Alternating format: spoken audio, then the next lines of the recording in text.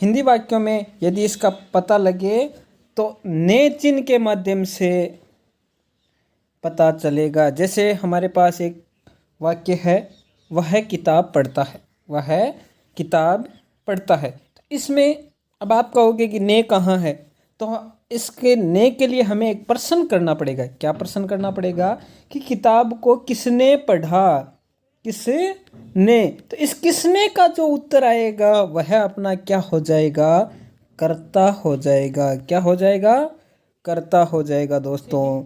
एक उदाहरण और है, राधा गीत गाती है, राधा गीत गाती है। तो इसमें गीत गाने की क्रिया कौन कर रही है, राधा कर रही है। तो यहाँ यदि प्रश्न पूछें, वही हिंदी वाला प्रश्न कि भाई गीत किसने गाया, गीत किसने गाया, तो किसने गाया, राधा ने। तो यहाँ वाक्य की कर्ता कौन हो गई, राधा हो गई दोस्तों। ठीक है दोस्तों, अब हमें क्या ध्यान रखना है, कर्ता में हमेशा प्रथमा विभक्ति, कौन सी विभक्ति, प्रथमा विभक्ति का प्रयोग किया जाता है। तो ये वाक्य बनाएं, तो वह किताब पढ़ता है, तो स है कर्ता के लिए, स है प्रथमा विभक्ति। किताब को बोलते हैं पुस्तक, और पुस्तक शब्द कर्म है, इसका मतलब द्वितीय विभक्ति पुस्तकम, और क्रिया पढ़ती, क्रिया पढ़ती, स पुस्तकम पढ़ती। ठीक है, ऐसे ही राधा गीतम गायती। तो ये अपने दोनों वाक्य संस्कृत में हो गए। तो यहाँ स और राधा क्या हो जाएगा, वाक्य के कर्ता कारक। क्या हो जाएगा, वाक्य के कर्ता कारक। दोस्तों इस कर्ता के अनुसार ही क्रिया का प्रयोग किया जाता है। किसका, क्रिया का। जैसे कर्ता एक वचन है तो क्रिया का भी एक वचन होगा, कर्ता द्विवचन है तो क्रिया का भी द्विवचन होगा, और कर्ता बहुवचन है तो क्रिया का भी बहुवचन प्रयोग में लिया जाएगा। लेकिन दोस्तों ये ध्यान रखनी है कि प्रत्येक लकार में 3 ही एक वचन, 3 ही बहुवचन और 3 ही द्विवचन होते हैं। तो उसके लिए क्या होता है, प्रथम पुरुष के लिए हमें ध्यान रखना है, यदि कर्ता में कोई संज्ञा शब्द, प्रथम पुरुष के लिए क्या क्या ध्यान रखना है, कर्ता में संज्ञा शब्द या स है तो ते हो, तो हमें क्रिया का प्रथम पुरुष काम में लेना है। क्या लेना है, प्रथम पुरुष। और वचन कर्ता के अनुसार, जैसे स है तो एक वचन, तो है तो द्विवचन, और ते है तो बहुवचन। और ध्यान क्या रखना है कि संज्ञा शब्द हो, वाक्य में क्या हो, संज्ञा शब्द हो, या स तो ते हो। द्विवचन के लिए होता है त्वम युवाम यूयम।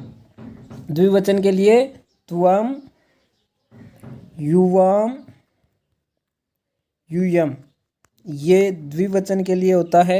यानी कर्ता के लिए त्वम युवाम या यूयम शब्द काम में लिया गया हो तो क्रिया का द्विवचन काम में लिया जाएगा। और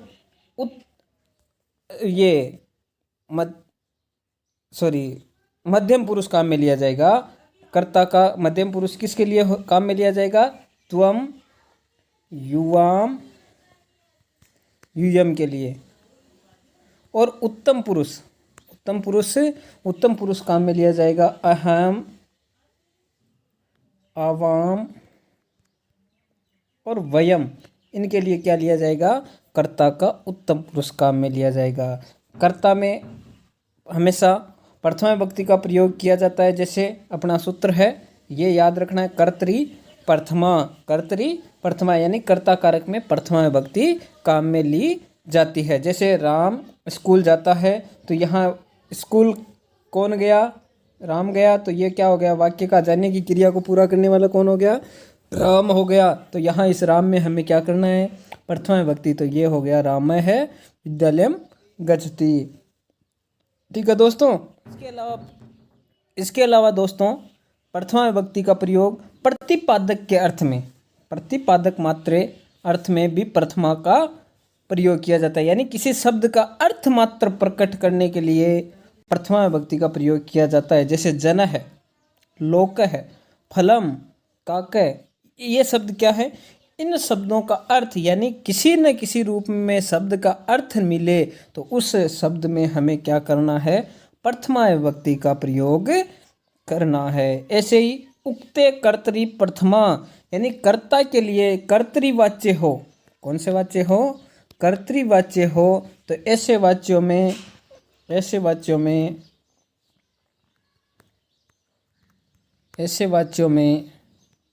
प्रथमा विभक्ति का प्रयोग किया जाता है। यानी कर्तृवाच्यों में जहाँ कर्ता पद कहा गया है रहता है वहाँ हमें क्या करना है? प्रथम विभक्ति। तो राम घर गृहम गस्ती यानी राम घर जाता है, तो यहाँ हमें राम में क्या करना है? प्रथमा विभक्ति का प्रयोग करना है। और संबोधन में हमेशा प्रथमा विभक्ति का प्रयोग करना है। जैसे हे राम, तो क्या हो जाएगा? हे रामाय। ऐसे ही हरे कृष्णा, तो हरे कृष्णा। ऐसे, ठीक है दोस्तों। ऐसे ही अव्यय के प्रयोग में भी हमें क्या करना है? प्रथमा विभक्ति का प्रयोग करना है। अव्यय के योग में प्रथमा विभक्ति का प्रयोग करना है। कहाँ? अव्यय से पहले। जैसे मोहन कहाँ है? तो कुत्र क्या है? अव्यय है। कुत्र अव्यय है, तो इससे पहले हमें क्या करना है? प्रथमा विभक्ति का प्रयोग करना है। अन्य कहीं स्थान पर प्रथमा विभक्ति की बात करें तो उक्ते कर्मणि प्रथमा यानी कर्मवाच्य के लिए, कर्मवाच्य में जो कर्ता होता है, जो कर्ता माना गया है, वहाँ क्या होता है? प्रथमा। वहाँ प्रथमा विभक्ति का प्रयोग किया जाता है। जैसे कर्मवाच्य में जहाँ कर्ता पद कहा गया रहता है वहाँ कौन सी विभक्ति काम में लेनी है? प्रथमा। जैसे हम एक वाक्य देखें तो वाक्य क्या है? राम के द्वारा घर जाया गया। राम के द्वारा घर जाया गया। तो दोस्तों इसको विस्तार से तो हम वाच्य परिवर्तन में पढ़ेंगे, लेकिन इसका वाच्य बनाने के लिए हमें क्या करना है? राम के द्वारा। तो इसमें कौन सी विभक्ति काम में लेनी है? से या द्वारा? कारक चिन्ह है तो तृतीय विभक्ति। घर ये वाक्य का क्या माना गया है? कर्ता माना गया है। यानी जाने की क्रिया राम के द्वारा तो की गई, लेकिन कहाँ जाने की क्रिया की गई है? तो ये कर्म वाच्य में क्या किया जाता है? कर्म को ही कर्ता माना जाता है। तो वहाँ हमें क्या करना है? प्रथमा विभक्ति का प्रयोग करना है। तो वाक्य के कर्म में यहाँ क्या करना है? प्रथमा विभक्ति का प्रयोग। तो रामेण गृहम गम्यते, क्या हो जाएगी वाक्य? रामेण गृहम गम्यते। ऐसे ही एक वाक्य और है, तुमसे साधु की सेवा की जाती है। तो त्वया साधु है सेव्यते, ये भी अपना वाक्य हो जाएगा। तो दोस्तों हमें ध्यान रखना है, यदि वाच्य कर्तृवाच्य हो तो कर्ता में प्रथमा, और कर्मवाच्य हो तो कर्म में प्रथमा विभक्ति का प्रयोग करना है। ठीक है दोस्तों, तो ये थी अपनी प्रथमा विभक्ति कर्ता कारक। यदि दोस्तों वीडियो पसंद आए तो लाइक ज़रूर करें तथा अपने इस वीडियो को ज़्यादा से ज़्यादा शेयर करें ताकि अन्य दोस्तों को भी लाभ मिल सके। और ठीक है दोस्तों, मिलते हैं अगली वीडियो में। इससे पहले यदि आपने चैनल को सब्सक्राइब नहीं किया है तो सब्सक्राइब कर लें ताकि अगली वीडियो का नोटिफिकेशन आपको तुरंत प्राप्त हो जाए। ठीक है दोस्तों, मिलते हैं अगली वीडियो में। Have a great day.